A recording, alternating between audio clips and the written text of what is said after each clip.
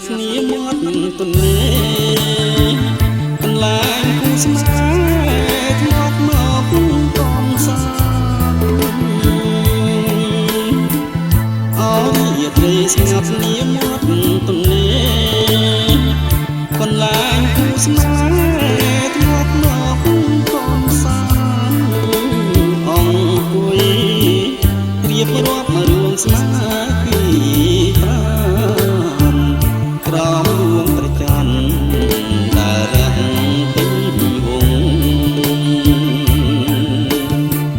ដើមដងដងគេទៀបទៅមាត់ស្ទឹងជាដួងព្រលឹងខ្ញុំនឹងនួនអង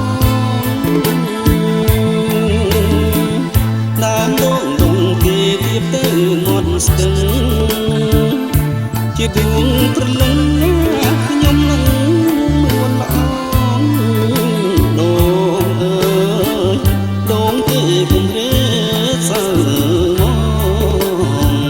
ជួយចាំខ្ញុំផងចាំរឿងស្នេហាយុគយន្តត្រចាំងចោលទ្រាំរំភើយក្រអូបបង្កឲ្យខ្លាចលិនកូនថាលិនកាចំទៅលិនស្រីជីវ៉ា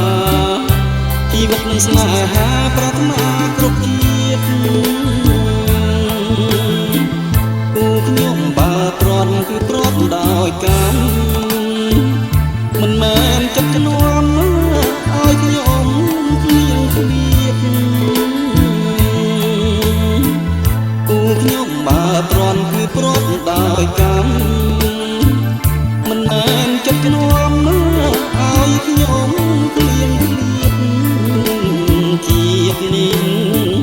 ជួបហើយជាក្រោយជួបទៀតសូមជួបគ្រប់ជាតិកុំឃ្លាត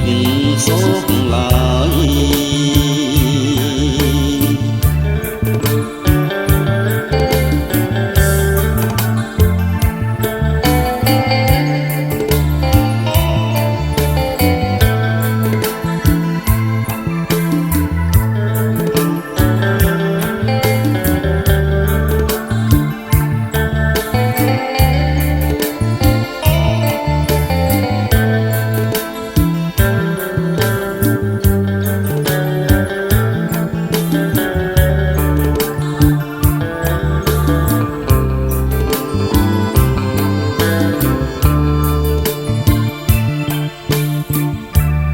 យុគយន្